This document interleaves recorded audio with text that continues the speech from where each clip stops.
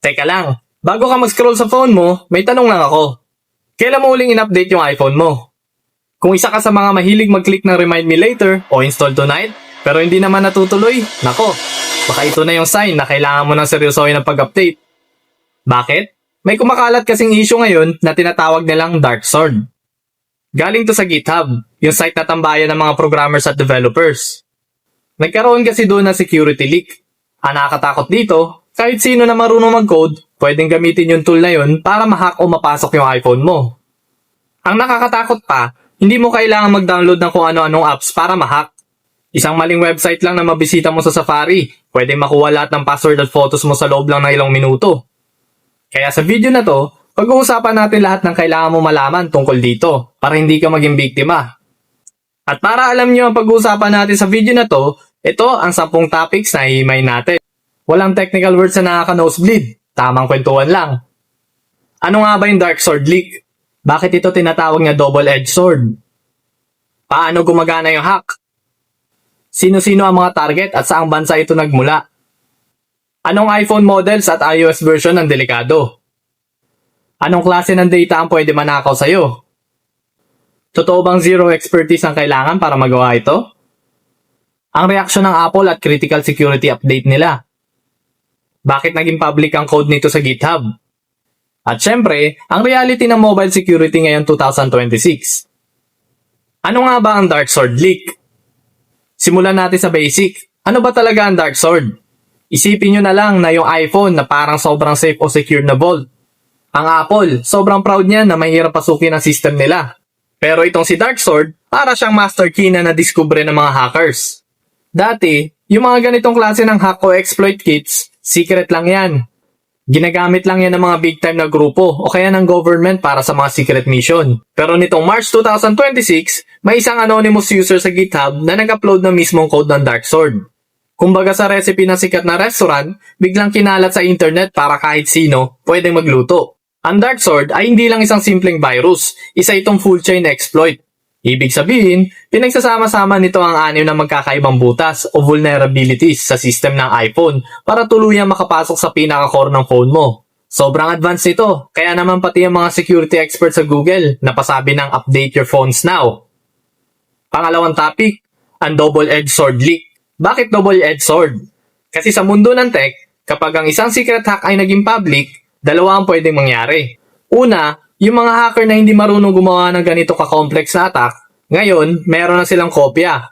Pwede na silang gumawa ng mga fake websites para mang-scam. Pero ang maganda naman, dahil public na ang code, nakita na rin ng Apple at ng iba pang security companies kung paano ito gumagana. Mas madali na para sa kanila na gawa ng antidote o patch yung butas o yung vulnerabilities. Ang problema lang talaga, paano kung hindi ka nag-update? Yun ang malaking problema dito. Kahit mabilis pa maglabas ng update ang Apple, mawawalan din yun ng kwenta kung hindi mag-update ang user. Pangatlong topic, paano gumagana ang hit and run hack? Ito ang pinaka nakakatakot na part, yung hit and run style nila. Kadalasan kasi sa mga virus, kapag pumasok sa phone mo, mag-i-stay pa yan ng matagal. Pero ibahin mo yung Dark Sword, napakadelikado nito. Kahit nabuksan mo lang yung isang compromised na website sa Safari, kusa nang papasok yung virus sa iPhone nang hindi mo na kailangan mag-click o mag-download ng kahit ano. Ilang segundo o minuto lang yung kailangan niya para makuha yung data mo. Tulad ng messages mo sa WhatsApp, iMessage, pati passwords at crypto wallet mo. Pagtapos niya makuha lahat, kusa siya magbubura ng sarili niyang files para walang matirang ebidensya. Parang multo lang, di ba? Pag reboot mo ng phone, wala na siya. Pero yung data mo, nandun na sa server na hacker. Kaya mahirap siyang ma-detect ng mga ordinaryong antivirus. Pang-apat na topic, target at pinagmulan. Sino ba ang mga tinatarget nito? Noong una, nakita kasi itong Dark Sword na ginagamit sa mga targeted attack sa Ukraine, Saudi Arabia, Turkey, at Malaysia. At may mga reports din na nagsasabi na mga Russian hacking groups daw yung gumagamit nito para makaspy sa Ukraine. Pero dahil nga nag-leak na sa GitHub, hindi lang political ang target nito. Kahit ikaw na simpleng tao na mahilig lang mag-online shopping o mag-Facebook, pwede kang mabiktima. Yung mga hackers kasi ngayon, hindi na lang basta information yung gusto nila, kundi pera. Kaya naman target din nila yung mga cryptocurrency app sa phone. Kung may MetaMask o Trust Wallet, lalong dapat ka mag-ingat kasi priority yan ng Dark Sword. Panglimang topic natin, delikadong iOS versions at iPhone models. Kaya i-check nyo na yung settings nyo ngayon. Ang main target ng DarkSword ay yung mga tumatakbo ng iOS 18.4 hanggang iOS 18.7. Bakit yan? Kasi yan yung mga versions na lumabas noong 2025 na may mga problema pa sa WebKit o yung engine ng Safari. Kung ang gamit mo ay iPhone X at hanggang iOS 18 lang ang update nito, ikaw ang pinaka at risk. Pero huwag kang mag-alala kasi may ginawa naman ng Apple dito.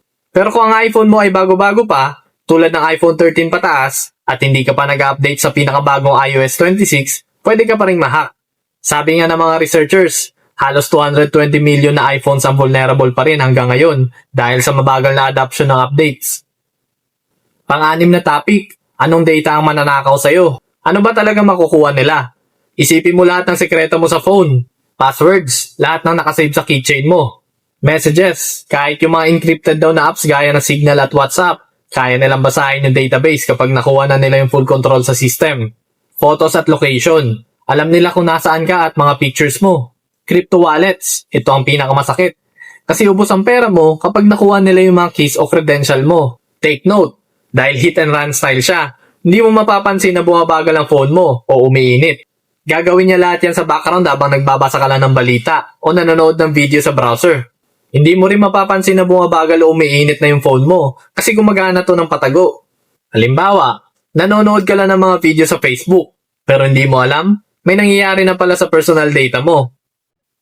Pang-pitong topic, zero expertise required. Ito yung sinasabi ni mula sa iVerify na nakakabahala. Sabi niya, the exploits will work out of the box, ibig sabihin, hindi mo kailangan maging matalino o maging expert sa iOS para gamitin yung DarkSword. Dahil JavaScript lang ang gamit, parang gumagawa ka lang ng simpleng website. I-upload mo lang sa server, ikalat ang link, at pwede ka na agad makapag-hack. Dati, sobrang mahal at kailangan mo talaga ng pera para makakuha ng mga ganitong hacking tools. Ngayon, madali mo na lang makuha at magamit. Ngayon kasi, libre lang to sa GitHub. Kaya asahan natin na mas maraming phishing links at fake websites ang lalabas na may kasamang DarkSword. Pang-walong topic, reaksyon ng Apple at security updates. Hindi naman nagpabaya ang Apple. Naglabas din kaagad sila ng support page na talaga nagmamakaawa sa mga users na mag-update. Sabi nila, kung naka-update ka na sa pinakabagong iOS o iOS 26.3 pataas, protected ka na. Para sa mga lumang devices na hindi na kaya ang iOS 26, naglabas sila ng special security patches para sa iOS 15 at iOS 16 noong March 11, 2026. At sa mga nasa iOS 13 o 14 pa, kailangan nyo muna mag-update sa iOS 15 para makuha yung protection. Binanggit din nila yung lockdown mode. Kung sa tingin mo ay target ka, halimbawa, journalist ka o politician, maganda na i-on mo yan. Medyo limitado nga lang yung magagawa ng phone mo, pero siguradong hindi ka mabibiktima ng DarkSword attack. Pang-siyam na topic, bakit nga ba nilik sa GitHub? Bakit kaya may gumawa nito? Yung nag-upload sa GitHub, sabi niya, hindi raw siya interesado sa politika. Gusto lang daw niya i-expose yung sloppy tradecraft o yung palpak na paraan ng paggawa ng mga hackers. Parang gusto niyang ipahiya yung gumawa ng DarkSword sa pamamagitan ng pag-expose nito sa public. Pero ayun nga, ang intention niya ay maganda para matuto ang lahat. Pero ang naging epekto naman, nabigyan ng idea o weapons yung mga masasamang loob o kahit sinong tao na gustong gumawa ng masama. Kaya naman mabilis din itong inaksyonan ng mga cybersecurity agency gaya ng CISA sa Amerika. Inutos agad sa lahat ng government agencies na ipatch agad yung kanilang mga Apple devices. Last topic, ang reality ng mobile security sa 2026. Ngayon, ano nga ba ang matututunan natin dito? Sa totoo lang, wala nang perfect na system ngayon. Kahit iPhone pa yan, na dati parang immortal pagdating sa pagiging secured. Ngayon, vulnerable na rin sa mga web-based attacks. Hindi na sapat ngayon yung mga basta alam mo lang kung ano yung mga delikadong pwede mangyari. Dapat palagi ding updated yung device mo. Huwag natin baliwalain yung mga notifications na yan.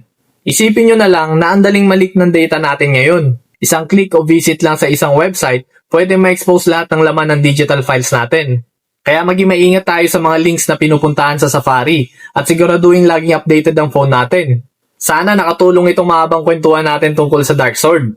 Maging aware tayo sa mga ganitong klaseng balita kasi hindi lang ito para sa mga techie, para to sa lahat ng gumagamit ng iPhone sa araw-araw.